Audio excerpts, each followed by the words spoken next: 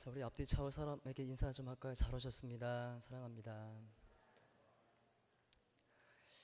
2000년 전쯤 될 것 같습니다. 2000년 전쯤 예수 그리스도의 그 죽으심과 부활을 경험한 수많은 사람들이 예수님을 믿겠다라고 작정을 했습니다. 근데 안타깝게도 그런 사람들을 그리스도인이라고 하는데, 이런 사람들이 점점 많아지자 로마라는 거대한 대국에서 통제를 하기 시작합니다. 자기들과 영반대의 세력같이 보였거든요. 그래서 핍박을 하는데, 핍박이 우리가 교회 다녀서 받는, 안 믿는 사람들에게 받는 핍박과 비교할 수가 없습니다. 이들은 목숨 걸고 신앙을 지켜야 했습니다. 놀라운 것은 이렇게 목숨 걸고 지키는 신앙인들이 많았다라는 거죠. 그 중에서 예수님의 말씀을 듣고 예수님이 너희는 땅끝까지 이르러 복음을 전해라 라고 했던 이 말씀을 마음판에 새겼던 사람들이 많이 있는데, 그 중에 한 사람이 사도 바울이라는 사람입니다. 이 바울이라는 사람이 예수님의 말씀을 마음판에 새기고 땅끝까지 복음을 전한다 라고 했을 때, 이 땅끝을 어디로 봤냐면 지금의 스페인으로 바라봤습니다. 성경에는 서바나라고 되어 있는데, 사도 바울이라는 사람은 스페인이 땅끝일 것이다 라고 생각해서 거기까지 복음을 전해야 된다라고 생각을 했습니다. 그런데 바울이 있는 그곳에서 스페인까지 갈 때 중간에 있는 게 뭐냐면 로마라는 나라가 있습니다. 그러니까 로마라는 나라를 거쳐서 가면 좋다고 생각을 했고, 또 더군다나 그때 당시에 모든 길은 로마로 통한다라고 할 정도로 로마가 대국이었습니다. 다양한 인종도 있었고, 그렇다 보니 이 로마에 복음이 있으면 좋겠다, 언젠가는 가서 복음을 전해야지라고 생각을 했는데, 우연치 않게 사도 바울이라는 사람한테 로마에 자기가 가보지도 않았는데 로마에 복음이 전해졌고 로마 사람들이 교회를 다니고 있다, 신앙을 갖고 있다라는 소식을 딱 들어요. 그러니까 얼마나 흥분됐겠습니까? 그래서 마음속에 어떤 마음을 품고 있냐면, 사도 바울은 지금 저 로마를 전초기지로 삼아서, 복음의 전초기지로 삼아서 스페인으로 가고 싶은데, 그러면 지금 다행히도 로마의 복음이 전해졌고 누군가가 교회를 세워서 지금 교회를 다니고 있는 사람들이 많다 그런다면, 저 교회에 내가 가지고 있는 신앙을 조금 더 자세하게 좀 써야 되겠다 해서 쓴 책이 로마서입니다. 바울의 신학과 바울의 철학과 바울의 복음관, 구원관이 잘 나타나 있는 것이 이겁니다. 왜? 그걸 전해야 자기가 이 로마를 통해서 스페인까지 복음을 전할 수 있기 때문에 그렇습니다. 안타깝게도 이 바울이 좀 견제하는 세력이 있었던 것 같습니다. 바울이 복음을 전하고 구원에 대한 것들을 막 얘기하고 가르칠 때에 반대 세력이라고 말하긴 그렇지만 약간 걸림돌이 되는 세력들이 있었는데, 그 사람들이 누구냐면 유대인들입니다. 유대인들이 어떤 사람들이냐? 하나님을 믿고 있어요. 또 예수님 믿는 사람도 있습니다. 그런데 이들이 내세우는 게 뭐냐면, 예수 믿는 것도 좋지만 율법이라는 걸 꼭 지켜야 된다라고 하는 율법에 대한 가치를 가르쳤던 사람이죠. 율법이 뭔지 아시죠? 십계명, 그리고 레위기, 신명기에 나오는 하나님의 법들인데, 이 법을 너무 많이 강조를 한 겁니다. 그래서 이 율법으로 의롭게 될 수도 있다라는 지경까지 갔던 사람들이 사도 바울과 약간 엇갈렸던 것 같아요. 근데 이런 사람들이 로마에도 있을 거다 생각을 하여 사도 바울이 로마에 있는 사람들에게 자기의 복음의 전초기지를 삼고 스페인까지 복음을 전하려고 했던 그 교회에 편지를 쓰면서 제일 먼저 강조하는 것이 뭐냐면 이겁니다. 하나님께서 사람을 만들었지만 사람이 타락했다. 근데 그 타락한 건 유대인도 타락했고 너희들 이방인도 타락을 했다. 모두가 다 죄 아래 있다. 누구 나은 사람도 없어. 다 똑같아. 근데 유대인들이 자기가 잘났다고 얘기하지, 율법 지키라고 얘기하지. 맞아. 걔들이 딱 하나 잘난 것이 있다 그러면 걔들이 먼저 율법을 먼저 맡았다라는 거, 그거밖에 없고 이들도 똑같이 죄 아래 있다. 그런데 이 율법으로 말미암아 사람이 의롭게 되고 죄 없다라고 인정받는 게 아니라 하나님의 한 의가 나타났는데, 그 의가 무엇이냐? 예수 그리스도의 죽음과 부활하심으로 그것을 믿는 새로운 의, 하나님의 의가 나타났는데, 이 의로 더불어서 우리는 구원받는다라는 것을 설명하는 겁니다. 이래도 안 믿을 것 같으니까 사도 바울이 한 사람을 예를 들어서 얘기합니다. 니네가 잘 안 믿을 것 같은데 내가 한 사람을 예로 들을게. 아브라함이라는 사람하고 모세라는 사람하고 누가 먼저냐? 누가 먼저입니까? 아브라함이 먼저예요? 모세가 먼저입니까? 모르시면 우리 주일학교를 야간으로 나오신 거예요. 아브라함이 먼저입니까? 모세가 먼저예요? 아브라함이 먼저죠. 큰일 날 뻔했습니다. 우리 모세라고 했으면 이제 학벌에 좀 문제가 생긴 거였는데 아브라함이 훨씬 먼저예요. 아브라함의 아들, 그 아들 약 400년이 지난 이후에 태어난 사람이 모세라는 사람이죠. 근데 여러분, 그 율법이 누구한테 주어졌죠? 하나님의 법이라는 게 모세에게 주어졌습니다. 이집트에서 탈출할 때. 그러면 아브라함이 훨씬 먼저지만 율법 받은 사람은 모세라는 거죠. 이제 사도 바울이 얘기하는 겁니다. 야, 봐라. 아브라함이 먼저냐 모세가 먼저냐? 아브라함이 훨씬 먼저야. 그런데 의롭다라고 얘기하지, 의롭다라는 차원에서 그럼 아브라함이 의롭다함을 받았다라는 말이 성경에 있어. 창세기 말씀에 보면은 아브라함이 하나님을 믿음에 하나님이 그 믿음을 보고 의롭게 여겼다라는 말이 있는데, 아브라함은 그러면 율법 없이, 율법이 없잖아, 받은 적이 없는데 없이 의롭게 된 사람이다. 다시 말해서 그러면 우리는 누구의 자손이냐? 아브라함의 자손이다. 모세의 자손이기도 하지만 아브라함의 자손이기도 하다. 이 율법으로 구원받고 사람이 죄 없다, 의롭다라고 인정받는 게 아니라 하나님이 의롭다 하시면 의롭다 되는 거다. 다시 말해 하나님이 새로운 한 의를 나타냈으니 예수님을 통한 의, 이 의로 더불어서 구원받고 하나님과 관계가 회복되는 것이다 라는 것이 로마서 1장부터 4장까지 얘기입니다. 그리고 나서 5장부터 무슨 얘기를 하냐면, 야, 그러면 그렇게 하나님의 한 의로 구원받은 믿는 사람들, 구원받은 사람들이 어떻게 생활해야 되느냐라는 것을 얘기를 하면서 쭉 풀어갑니다. 그게 5장 1절 말씀입니다. 5장 1절 말씀 볼까요? 5장 1절은 뭐라고 말하고 있냐면, 예수님을 믿는 믿음으로 의롭게 되었고 하나님과 올바른 관계를 회복했으니 이제 우리 주 예수님을 통해서 야, 평화를 누리자라고 얘기하는 거예요.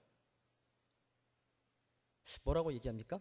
이 로마서 1장, 로마서를 쭉 보면은 어떤 단어가 많이 나오냐면 평화, 화목, 이런 단어를 굉장히 많이 얘기해요. 다시 말해서 그리스도를 믿음으로 말미암아 지금 은혜, 하나님과의 관계가 회복됐으니까 하나님의 영광에 참여할 수 있는 우리는 꿈을 꾸고 지금 그것 때문에 지금 엄청나게 기뻐할 수 있는 상황이 됐어. 하나님과 관계가 회복됐으니까 우리에게 오는 수많은 고난과 어려움과 이런 것들이 필요 없어. 환난은 인내를 낳고 인내는 연단을 낳고 이런 거 필요 없어. 왜? 모든 것이 하나님의 손바닥 안에 있기 때문에 그 어떤 것이 온다 할지라도 우리는 기뻐할 수가 있거든. 왜? 하나님과 친해졌어. 하나님이 이 모든 걸 만들었기 때문에. 자, 그렇기 때문에 우리는 이 구원의 감격 속에서 누려야 되고 기뻐해야 되는 거야, 화목해야 되는 거야 라고 얘기를 하죠. 하나 더 얘기합니다. 어떤 얘기를 하냐면, 야, 한번 내가 더 얘기할게. 세상에 선한 사람을 위해서 죽는 사람이 있냐? 의인을 위해서 죽는 사람이 있어? 선한 사람을 위해서 죽는 사람이 가끔 나오긴 하는데, 하나님의 한 의로 오셨던 예수님은 우리가 죄인 되었을 때, 죄 없을 때가 아니라 죄 많을 때에 우리를 위해서 죽으셨어. 그런데 그때는 2018년 전인데 2018년이 지난 지금 우리는 조금 더 예수님 믿고 거룩한 상황에 있는데, 죄인 되었을 때 우리를 위해 죽으셨다면 조금 나았을 때 우리의 모습은 그 나았던 그 모습을 더 인하여, 예수님으로 더 인하여 더 기뻐하고 더 감사하는 게 마땅하지 않냐 라고 얘기하는 게 사도 바울의 구원이고 믿는 사람들의 마땅히 해야 될 말하고 얘기하고 있습니다. 다시 말해서 사도 바울이 얘기하는 구원이라는 것은 하나님과 인간과 관계가 깨졌는데 깨진 것을 다시금 예수님으로 더불어서 화목하게 된 것이 구원이고, 이 구원받은 사람은 이제 화목하게 됐으니까, 하나님과 관계가 회복됐으니까 마음껏 누려라라고 얘기를 하고 있다는 거죠. 여러분, 구원이라는 게 뭐죠? 2주 전에 우리 장경철 목사님께서 구원에 대한 얘기를 살짝 얘기를 하셨어요. 조금 덧붙여 얘기합니다. 구원이라는 게 뭡니까? 예수 믿고 천국 가는 것이 구원이라고 배워왔습니다. 그죠? 근데 요거 좀 약간 어폐가 있습니다. 약간 반쪽짜리예요. 오늘 본문에서 사도 바울이 얘기하는 구원이라는 것은, 죄라는 것은 또 뭘까요? 죄가 뭡니까? 내가 누군가를 훔쳤던 게 죄인가요? 그건 사소한 거고, 성경에서 본질적으로 얘기하는 죄는 하나님과 인간의 관계가 깨진 거예요. 이거 곧 죽음이죠. 성경 로마서에서는 우리를 죽었다라고 얘기합니다. 살아있는 게 죽었다라고 얘기해요. 죄로 죽었던, 다시 말해서 죄라는 건 하나님과 관계가 깨진 걸 죄라고 얘기합니다. 그리고 구원이라는 건 뭐겠습니까? 하나님과 관계가 다시 회복된 게 구원입니다. 회복된 게 구원이고 하나님하고 친하고 관계를 누리다 보니까 자연스럽게 하나님의 나라가 따라오는 거죠. 이걸 구원이라고 지금 사도 바울은 얘기하고 있습니다. 그렇기 때문에 구원받은 너희들은 죄책감에 시달릴 필요 없고 마음껏 누려라 라고 얘기를 하는 거예요. 마음껏 누려가 마음대로 살아라라는 거 아닙니다. 로마서 쭉 보면은 거기에 대한 책임을 다하고 하나님 백성답게 살아가는 것이 구원의 누림이고 자유다라고 얘기를 하고 있습니다. 자, 그러면 문제는 여기에 있습니다. 우리가 알고 있는 구원이라고 얘기했을 때 되게 쉽게 얘기하는 것이 예수님 믿고 천국 가는 것이 구원이다 라고 얘기할 때가 되게 많습니다. 하지만 우리가 반쪽짜리에 머물러 있을 때가 있어서 제가 문장을 하나 가지고 문제를 한번 내보도록 하겠습니다. 한번 우리 방송실에서 우리 문구를 하나 띄워주시겠어요? 제가 읽어드릴게요. 남편이 나를 사랑하여 명품백을 선물해 주었다. 다시 한번 읽어드릴게요. 남편이 나를 사랑하여 명품백을 선물해 주었다. 자, 이제 생각하는 겁니다. 여러분 어떤 말이 좋아요? 자, 손을 들어봅니다. 남편이 나를 사랑했다라는 말이 너무 좋다. 아니다. 명품백을 줬다라는 말이 딱 걸린다. 속으로 이제 생각하시는 분이 있어요. 명품백은 샤넬일까 구찌일까? 이런 분은 명품백에 지금 눈이 먼 겁니다. 여러분 자 생각을 해보십시오. 어디에 포커스가 있습니까? 남편이 나를 사랑하여 명품백을 선물해 주었다. 남편이 나를 사랑하여 명품백을 주었다라고 하는 것은 나를 사랑하는 거에 눈이 먼 거예요. 두 번째, 남편이 나를 사랑하여 명품백을 선물해 주었다라는 거에 명품백에 포커스가 있으면 사랑은 필요 없어. 난 명품백이 줘. 다른 거죠. 어디에 방점을 찍느냐에 따라서 달라진다라는 거죠. 이 말을 좀 구원과 연관시켜 볼게요. 다음 넘겨주시겠어요? 예수님을 믿어 죄 용서받고 천국에 들어가는 것이 구원이다. 어디에 방점을 찍고 싶습니까? 예수님을 믿어 죄 용서받고 천국에 들어가는 것이 구원이다. 어디에 방점을 찍고 싶어요? 당연히 천국에 찍고 싶죠. 왜? 이 땅에서 어렵고 힘든 게 너무 많기 때문에. 이게 우리의 실수예요. 예수님을 믿어 죄 용서받고 천국에 들어간다. 여러분 저희 집에 그릇이 필요합니다. 그릇이 필요한데 이마트 가니까 냉장고를 사면 그릇을 세트를 준대요. 그래서 저는요 그릇을 사기 위해서 냉장고를 샀어요. 정상적이지 않죠. 이거 마찬가지입니다. 구원이라는 것은 예수님을 믿어서 하나님과의 관계가 회복됨으로 시작됐어요. 예수 믿고 천국 가는 것이 구원이. 죽을 때 믿어요. 죽을 때. 그렇지 않습니까? 그게 다라면 죽을 때 믿어도 괜찮아요. 죽기 직전에 이제 알잖아. 요즘은 과학이 발달해서 언제 죽을지 알아요. 또 모를 수도 있습니다. 교통사고 당하면. 근데 죽을 때쯤 예수 믿고 천국 가는 것이 목적이. 죽을 때 믿어도 괜찮습니다. 그러면 그 전에 있었던 어마어마한 것들을 놓치는 겁니다. 예수님 믿어 하나님과 관계가 회복돼서 죄 용서받고 천국에 들어가는 것. 우리는 예수님을 믿어 하나님과 관계가 회복된 것에 방점을 찍어야 돼요. 근데 우리가 좀 약간 실수하는 것이 천국에 들어가는 것, 이게 구원이 틀렸다라고 얘기하는 게 아닙니다. 약간 모자라다는 겁니다. 완벽하지 않다라는 거죠. 이를테면 우리 한마음교회에 와서 태어난 아들이 있습니다. 막내 아들이 이제 올해 3학년이 됐습니다. 10살이 된 거죠. 시간이 많이 흘렀습니다.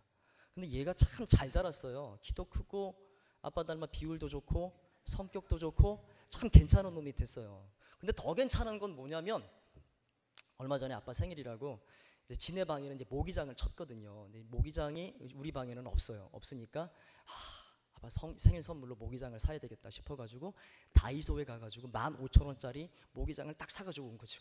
그리고 이건 아빠가 설치하는 게 아니라 내가 설치해야 돼 해서 3학년짜리가 드라이버를 가지고 열심히 설치를 해줬더랬어요. 대단하지 않습니까? 감동스러웠겠죠. 그리고 또 얘가 구두를 굉장히 잘 닦아요. 거리면서 잘 닦는데 오늘 아침에 제가 일부 예배 설교하려고 오는데 저희 집이 좀 멀습니다. 부천에서 오다 보니까 1시간 한 20분 정도 걸려요. 꽤 일찍 출발했습니다. 5시 좀 넘어서 출발하는 얘가 닦고 있는 거야. 이렇게 싹싹싹싹 닦고 용돈을 주는데 그 용돈을 모아놓고 아빠 오늘 설교한다며 속도 안 좋으니까 비피더스 음료를 내가 샀어 딱 주는 거죠. 부럽지 않아요? 20살, 30살 애도 이렇게 안 해요. 근데 문제가 있어요. 이게 제 희망사항이라는 거예요. 그런 아들이 이었으면 좋겠어요. 근데 일어나긴 뭘 일어납니까? 선물은 무슨 선물이에요.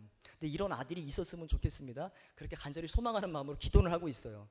근데 만약에 이제 상상을 한번 해보겠습니다. 이 아들이 이제 아빠가 잔소리를 좀 많이 한다고 쳐가지고 얘가 짜증을 낼 때가 좀 더러 많은데, 이 아들이 절대 그럴 일은 없습니다. 가정입니다.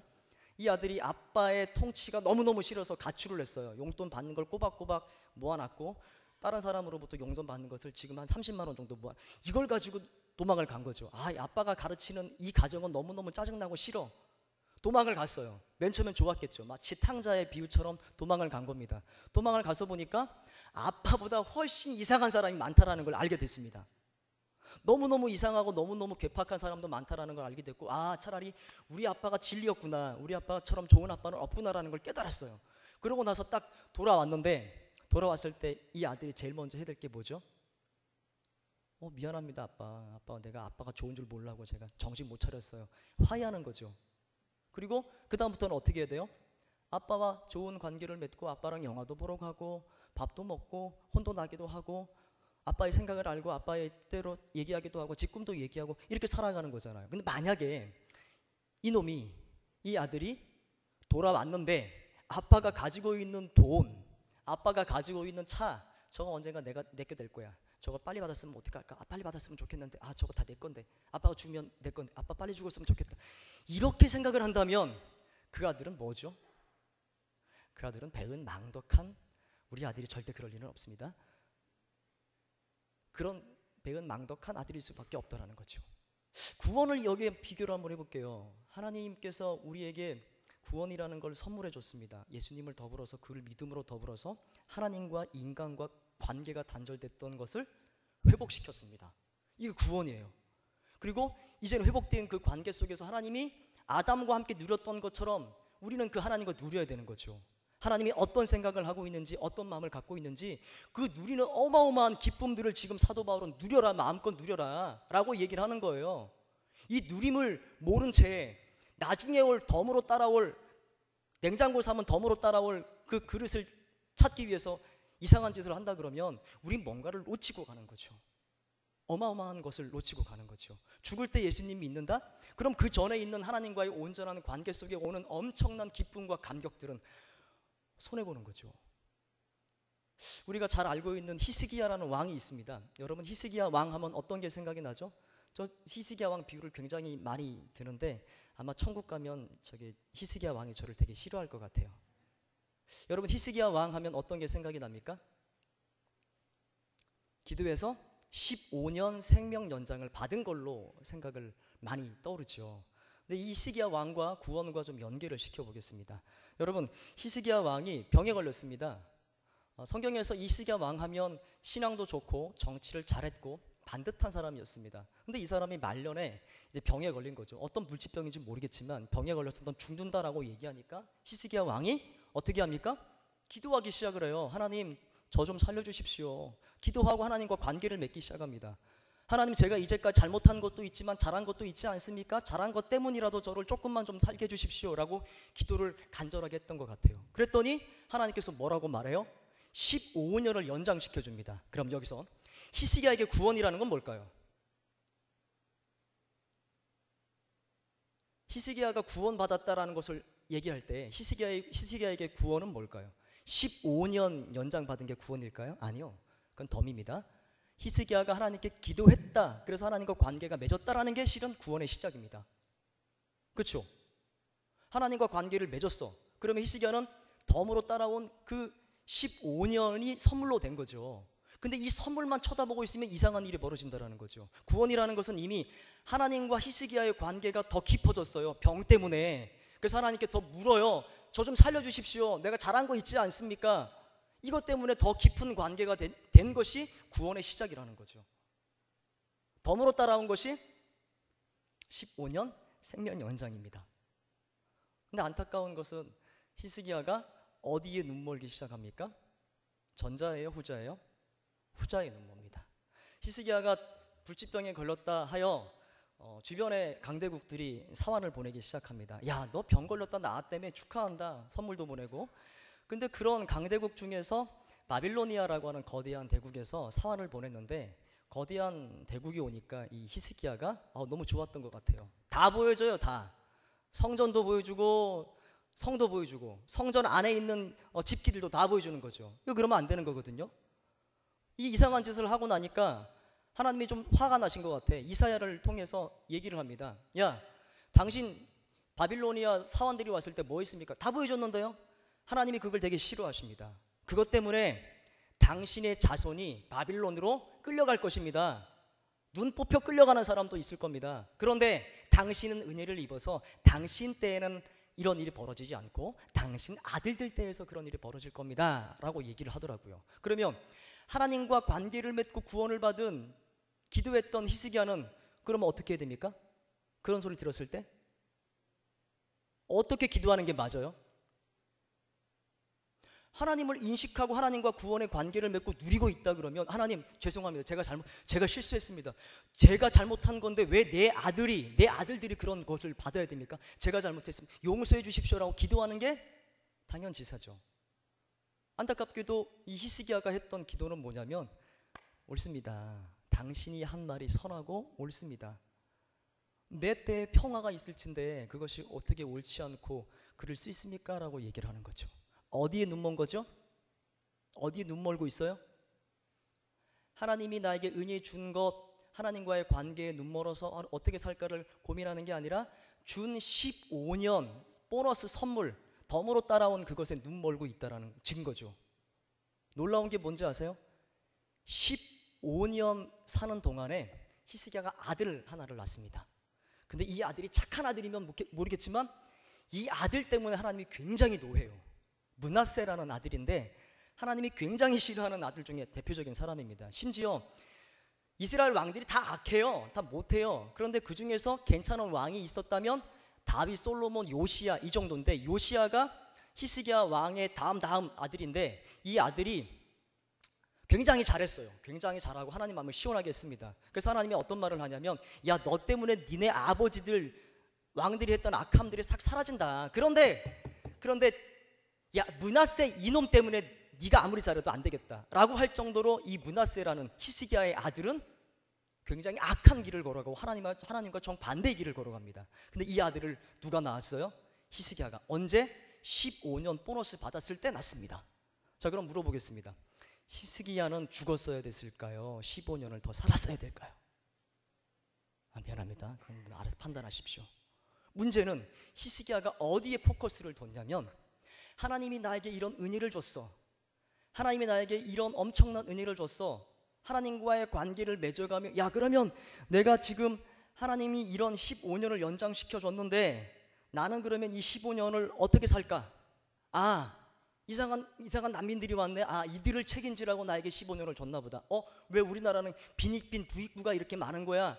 이 가난한 사람들, 이상한 것 가운데 힘 없는 자들을 나에게 책임지라고 15년을 줬나 보다. 청년 실업이 문제네. 청년들이 갈 데가 없네. 청소년들의 타락이 심각하네. 저들이 아파하는 것과 저들의 문제가 굉장히 많은데 저들의 아픔들을 끌어안으라고 나에게 15년을 줬나 보다 라고 생각하는 것이 당연한 거예요. 하나님의 자녀고 하나님의 구원과 하나님과 교제하고 있다 그러면, 그죠? 근데 얘는 어디에, 죄송합니다. 이분은 어디에 포커스를 두고 있습니까? 15년 받은 거에 포커스를 두고 있다라는 거죠. 여러분, 예수님께서 천국과 지옥을 얘기했습니까? 넌 나를 믿으면 천국 갈 거야 라고 얘기했습니까? 아니에요. 예수님께서 이 땅 가운데 오자마자 했던 말이 뭐냐면 회개하라, 천국, 하나님의 나라가 가까웠다라고 얘기해요. 끊임없이 예수님께서 이 땅 가운데 이루어질 하나님의 나라와 다시 오실 하나님의 나라에 대한 얘기를 했습니다. 천국과 지옥을 우리가 이상하게 황금성이 있는 성으로 얘기하는데 그 누가 말했는지 모르겠습니다. 성경에는 그런 말이 없어요. 근데 우리는 자꾸 예수 믿고 천국 간다? 그것은 아픔과 고통과 괴로움이 없다라고 얘기하는데 그런 말 쓴 것도 없습니다. 근데 우리가 이 땅 가운데 힘든 것은 저기 없을 거야 라는 것을 추정시켜서 천국을 마침 만들어 놓습니다. 거기보다 우리 예수 믿고 천국 갈 겁니다. 맞습니다. 근데 거기보다 더 중요한 건 이 땅 가운데 하나님과의 관계를 통해서 오는 어마어마한 기쁨, 거기서 오는 천국을 누림을 우리는 포기하면 안 됩니다. 이 누림이 얼마나 귀하고 값진데 이걸 놓고 죽어서 천국 가면 안 돼요. 죽어서 천국 가는 것만 포커스를 두고 있다 그러면 이기성에 물들 수밖에 없습니다. 왜? 나만 죽어서 천국 가면 되니까. 이 땅 가운데 하나님께서 원하셨던 그 마음들을 헤아리지 못할 수밖에 없어요. 지금 우리가 중요하게 생각해야 될 것이 뭐냐면 하나님과 우리와의 관계, 구원, 회복된 이 관계 속에 하나님과 마음껏 누리는 겁니다. 하나님과 영화도 보러 가고 하나님과 등산도 가고 그러면서 하나님을 알아가는 것이 중요합니다. 알아가서 하나님 아들답게 하나님 자녀답게 살아내고 책임질 건 책임지고 누릴 건 누려야 되는 게 필요한 거죠. 그렇지 않습니까? 이게 구원입니다. 이렇게 살아가는 것이 우리의 삶이어야 되고 구원받은 자들의 삶이라는 것을 로마서 바울이 얘기하고 있습니다. 6장부터 쭉 얘기하는 것은 그러면 너희들이 어떤 삶을 살아야 되냐? 막 살아라? 아니다. 거기에 맞는 책임을 다해 살아라 라고 얘기하는 것들을 쭉 설명해 나가고 있습니다. 이런 삶을 살아가는 사람들이 모인 곳이 교회죠. 그럼 교회는 어떠해야 되겠죠? 이런 관계를 누리며 하나님의 자녀다운 교회로 이 땅에 하나님과의 관계를 충분히 누리면서 책임져야 될 것들 마땅히 책임지며 살아가는 것이 교회가 되겠죠. 우리의 삶이어야 되고 한 주간을 살아가시면서 고민하시길 바랍니다. 나는 지금 누리고 있냐? 내 아들 우리 막내가 나를 안다 그러면 내 방법대로 나와 함께하는 사랑대로 마음껏 자기의 꿈을 펼쳐가는 거죠. 그렇게 누리고 있냐? 그리고 또 내 아들이라면 내 아들답게 살아가는 거죠. 우리는 하나님의 자녀답게 살아가고 있는지 그 하나님의 자녀답게 모든 걸 책임지고 있는지 받은 것만 생각한다면 책임은 필요 없습니다. 그건 쟁취죠. 우리는 그래서 내가 지금 마음껏 누릴 수 있는 어마어마한 기쁨과 더불어 이 기쁨으로 하나님께서 우리에게 원하시는 것들을 책임져 나가는 구원의 삶들을 이 땅 가운데 이뤄내셔야 됩니다. 이것이 하나님의 나라입니다. 이 나라가 점점 확산되고 언젠간 모르지만 다시 오실 하나님의 나라와 합해지는 그때에 주님께서 우리를 끌어가실 거죠. 그 나라는 덤이에요. 지금 우리는 하나님과 마음껏 누리고 살아가고 책임지는 천국을 누리셔야 됩니다. 이걸 포기하면 그릇 사겠다고 냉장고 사는 사람입니다. 냉장고를 사면 그릇은 따라와요. 이러한 은혜와 이러한 누림들을 마음껏 누리시는, 그래서 하나님께서 원하시는 뜻을 알아가며 거기에 맞는 행동들을 하고 거기에 맞는 책임들을 다하고 살아갈 수 있는 우리 한마음교회 성도 되길 간절히 축원합니다.